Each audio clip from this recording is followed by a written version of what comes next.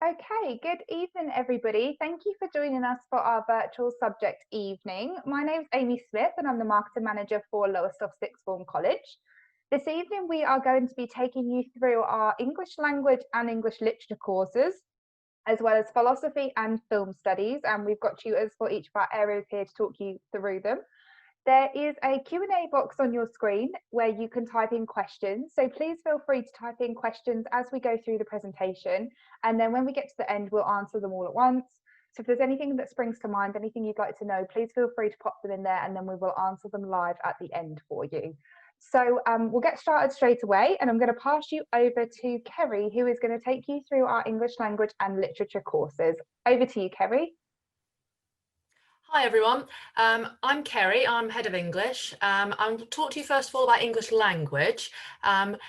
If you enjoy English at school and you enjoy exploring how language works in the world, then English language at A-level is the course for you. We are all highly experienced teachers and we'll enable you to help you achieve your best. Last year, or this summer just gone, in line with previous years, our students achieved very highly. We achieved 77% A star to C grades, with 35% of the whole cohort achieving A star, A or B. Our exam board that we use is AQA. The exam board, the specification is split between 80% exam, 20% coursework. From the start of the two-year course, as you can see on the screen, we explore language in different situations, different social contexts, and you do lots of mini investigations into how language works depending on your gender, on your age, your geography, where you are, your occupation, and also how power and technology affect your language use. As we move into the second year, you start to look at your own chosen area for your coursework, which is called the language investigation. As well as that, you do a piece of creative writing and look at how children acquire language. Our students benefit from outside speakers coming in from places such as Lancaster University, Cambridge University, and they have the chance to work within industry at various events.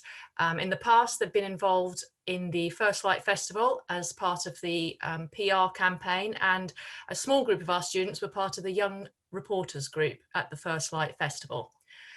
So as well as those experiences, English language enables you to explore a wide range of career higher education options because the skills you'll learn are highly transferable. It's often combined with English Lit at A-level or courses such as film, philosophy, sociology, as well as the sciences, and can lead to careers, really diverse careers in PR, in teaching, in speech therapy, as well as in law and medicine, veterinary medicine, that kind of thing. So I'm now going to move on to talk to you about the second A-level that we offer, which is English literature. English literature is an A-level that you should definitely consider if you love reading. If you love reading novels, poetry, plays from the past and from the present, and if you enjoy expressing your opinion and discussing and debating literature. We've had consistently outstanding results from our English literature students over the last 5 years. This summer, 100% of our students achieved A star to C grades. 75% of them achieved A star, A or B. Out of our cohort, around half of them went on to study literature at university, with 2 of them progressing to Cambridge to read lit. The exam board that we use for literature is EduCAS, and the course is split into 80% exam and 20% coursework. We study prose, poetry, drama, from novelists, from Margaret Atwood through to playwrights such as Shakespeare and Lucy Prebble, who's a very modern dramatist. Our students enjoy small group sizes, specialist teaching with highly experienced teachers, and benefit at least from 1 theatre trip over their course and from a variety of outside speakers. Again, transferable skills for English literature, such as writing for a variety of purposes, writing in an academic manner, responding to literary texts, expressing an informed, independent thought, mean that it's a really, really highly transferable A-level and could form a good basis for study in any arts-based subjects, alongside traditional science or social science A-levels. And now I'm going to hand you over to Lee, who's going to talk about philosophy A-level. Hello, so I'm Lee, so I teach on the A-level philosophy this year with the wonderful Susanna, and she is wonderful. Philosophy was new to Lowestoft Sixth Form College this year, so we're very excited about it, and we've had a really good intake in our first year, so I think this is going to prove to be a really popular course. We teach the AQA A-level philosophy specification. The first thing to say about that is it's a linear A-level, so what that means is it runs for 2 years. The good thing is that there's no external exams at the end of the first year. We run mocks in January and progression exams in the summer, but they are all internally assessed. So there's no AS at the end of the first year. At the end of the second year, then your examinations come that are assessed externally and go towards making up your overall grade. So at the end of the second year, there are 2 3-hour exams in that summer. And they, like I say, they go towards making up your overall grade. So in the first year, so talking about course content, in the first year, you cover epistemology, which is kind of like knowledge of knowledge. In other words, what we know about what knowledge is, thinking about thinking, another way to put it. Epistemology is in the first term, so our year 12s are currently studying that. After Christmas then, we then go on to moral philosophy to finish off our first year, sorry. And then when we move on to the second year then, we do the metaphysics of mind and the metaphysics of God. So I'll give you an example of something that we did. I can see you've moved the slide on already, Amy. I'm not quite there yet. I'll give you an example of something we did for looking at moral philosophy. If you've watched The Good Place, which is a nice series on Netflix, there's a lot of moral philosophy in there. But we also looked in the summer for our taster sessions at the Black Lives Matter movement and the George Floyd incident. And we looked at through kind of a philosophical lens.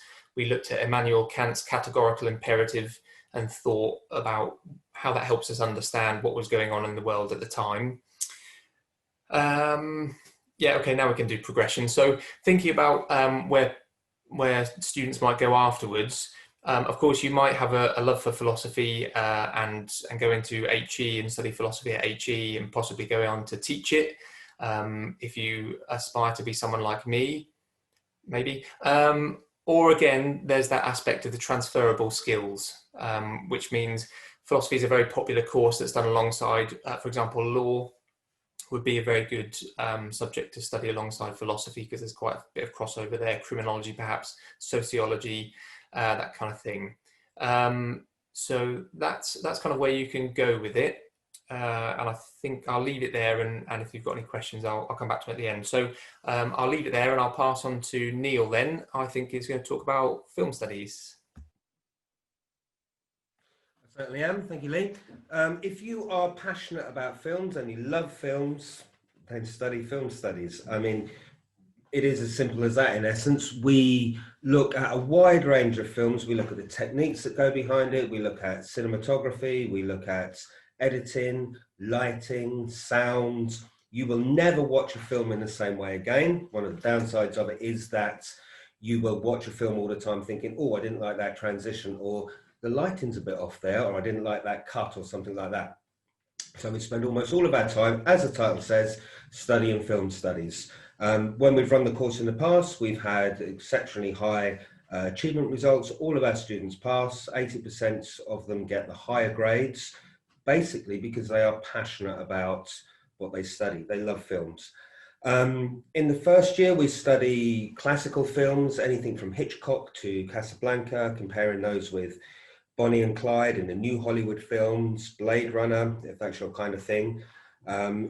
We also study British films, Trainspotting, This Is England, We Need to Talk About Kevin. We study a wide variety of films, and then students choose the ones that they are most excited about to study for their actual examinations. We look in the second year in more detail at films like the Expressionist movement from Russia. we study silent films, we study experimental films like Pulp Fiction, we study documentary films like Amy Winehouse. So you've really got the whole gamut of films, and there will be something for anyone who loves films.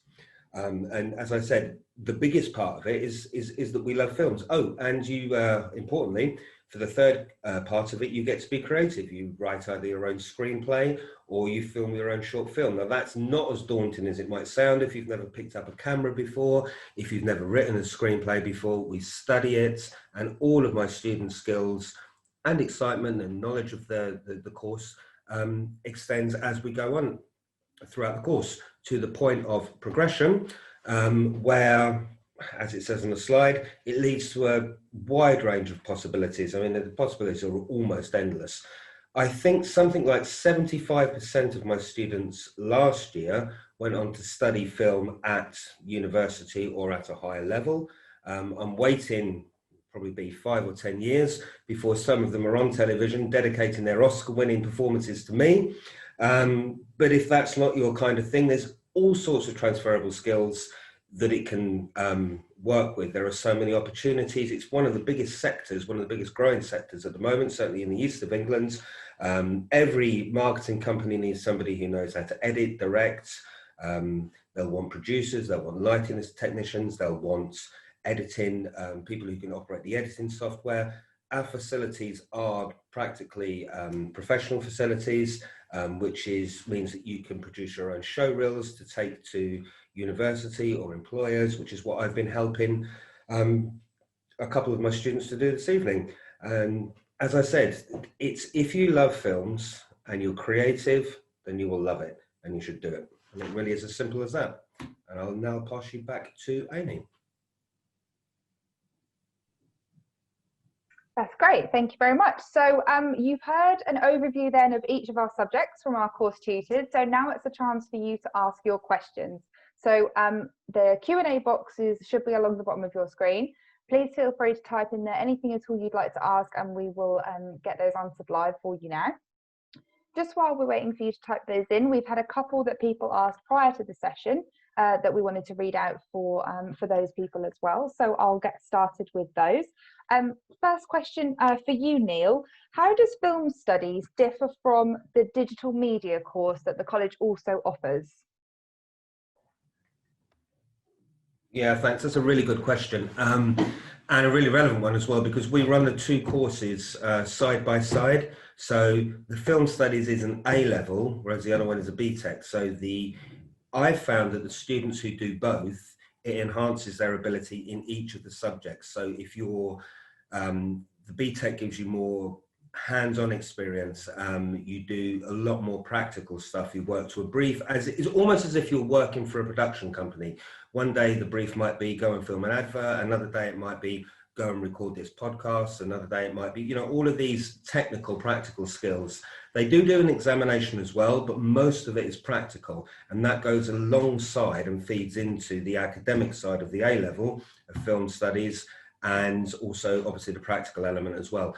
Lots of my students last time we ran the two courses, did the two courses, were much more successful because they complement each other so well. That's great, lovely, thank you very much. Right, we've had a question come in here. Question for you, Kerry. How many pupils on average are in your classes for English language and English literature?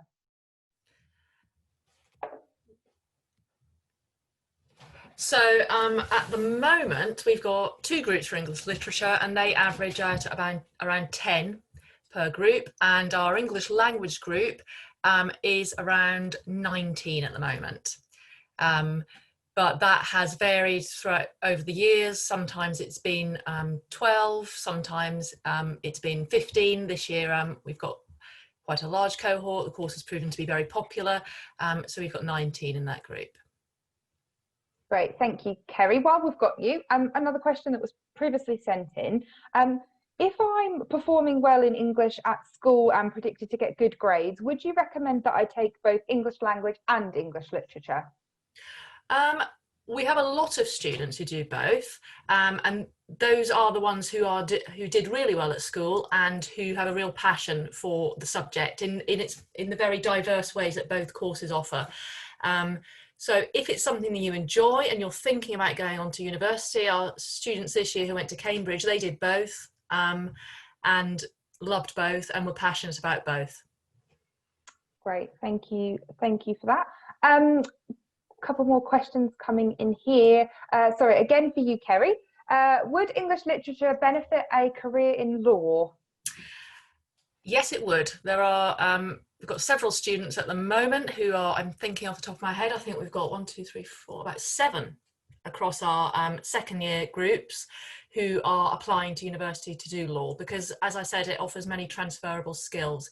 It's a nice traditional A-level that's valued very highly by universities, and it shows employers and university admissions tutors that you are well read, that you know about culture, that you can argue your point. That's great, lovely, thank you very much. Sorry, Kerry, a couple more coming in for English. It's a popular one this evening.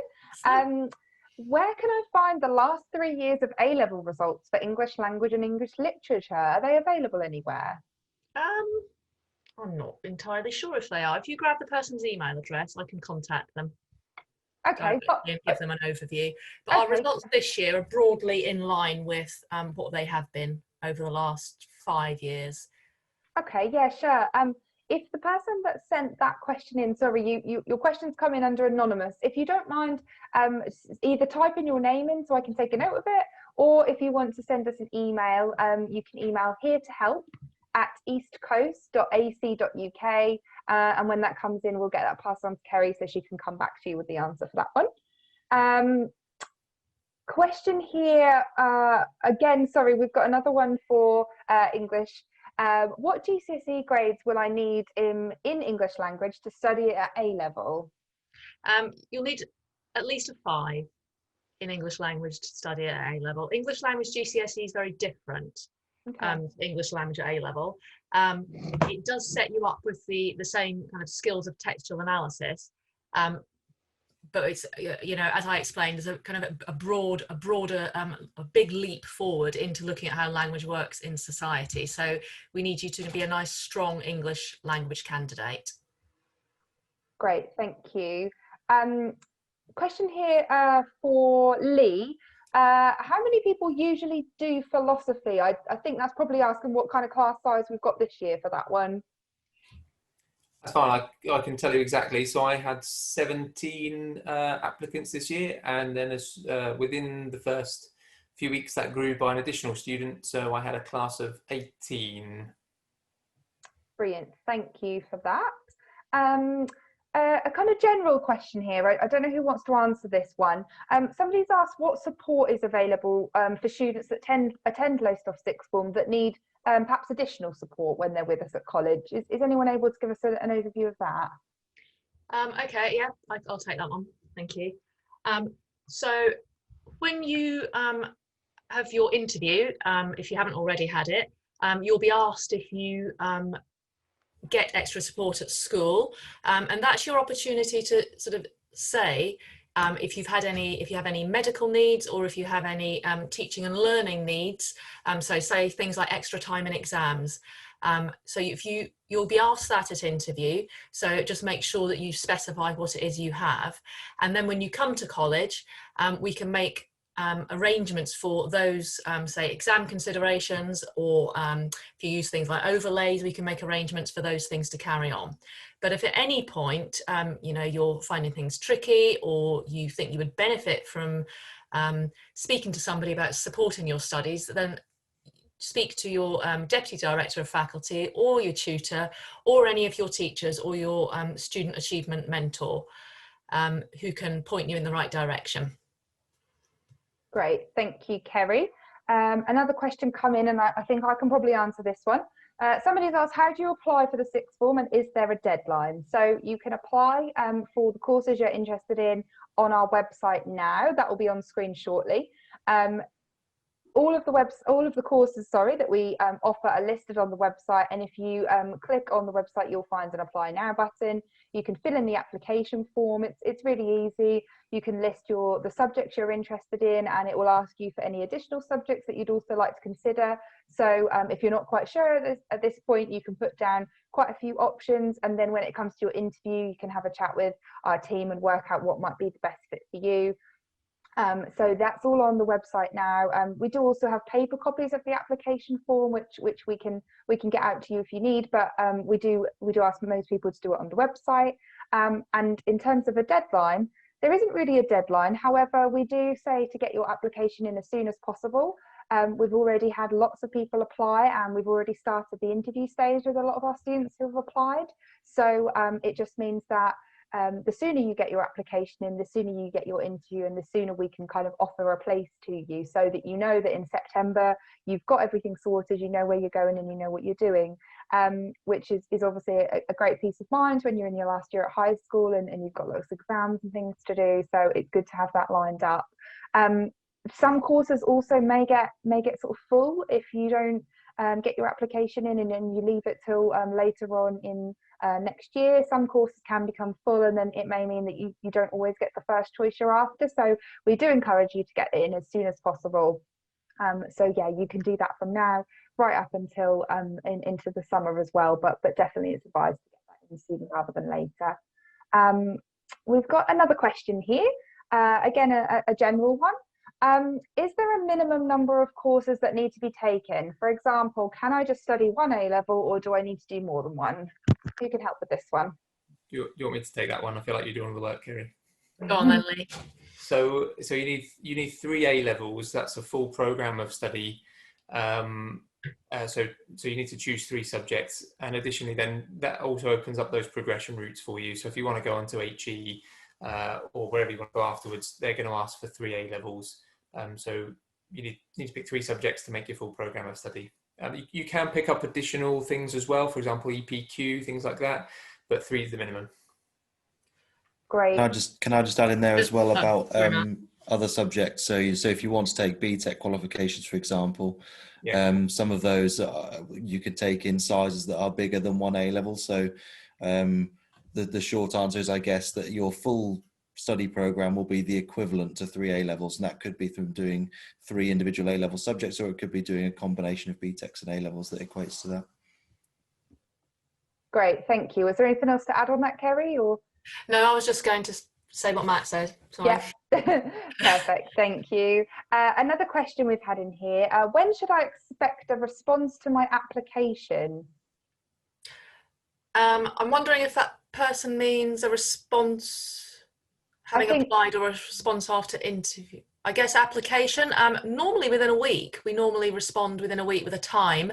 And this year we're doing phone call interviews after application, or a Zoom call. So you get the choice. So it's normally within a week or so. We get through them quite, try to get a response out very quickly.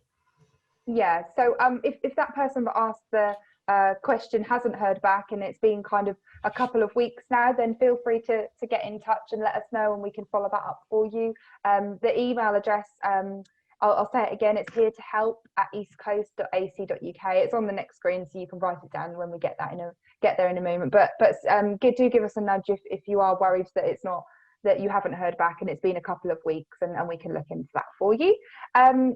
Another question here around interviews: how quickly do you normally respond after interview? So once you've had your interview, how long will it take then for you to be offered a place? Matt, is that something you wanted to help with? Yeah, I'm happy to answer that one. You'll find out in your interview. So we'll conclude the interview really by letting you know. So you'll know there and then. Perfect. Great. One more. So someone else has asked, am I able to come and visit the college? So the answer is sort of yes, but not at the moment. So obviously with the sort of current restrictions, we were due to have an open event at our college a couple of weeks back. Unfortunately, with the restrictions in, we had to cancel that. We have already held a couple of events at our sixth form, so if you haven't yet had a chance to come in and have a look, we are hoping to schedule some more, which will be in the new year now. So as soon as we're able to get some dates organised for those, they'll be published on our website and social media channels. In the meantime, we do have a virtual tour of our building, which you can find on our website. The address for our website is going to be on the next screen in a moment, so again you can jot that one down. But if you go on our website and find the virtual tour, you can take a look around the college. You can go up each level, take a look in some of the classrooms, have a look at the kind of study spaces and the space where you'll relax with friends and do your work and get a real good feel for the college. So unfortunately we can't let you in just at the moment, but there will definitely be opportunities in the new year, so please keep a lookout for those. Okay, I think that's the end of our questions. So thank you very much to everybody who's attended this evening. We hope you found that useful. As I said, on screen now is our website address. So on there you will find all of the details of our courses, and also you will find our application form, which you can fill out as well. On the screen at the moment is our email address that I also mentioned. So it's here to help@eastcoast.ac.uk. Any questions that you've got after this event, anything you think of that you didn't get to ask, please feel free to send it through to that email address, and then we will make sure it gets to one of our tutors who is here this evening, and we'll get them to respond to you. We're also on social media as well, so you can follow that and keep up to date with any of everything that's going on at the college and get a real feel for college life. So thanks again for joining us. We hope you found that useful, and we hope to meet you in the very near future as well. Thanks a lot. Bye-bye.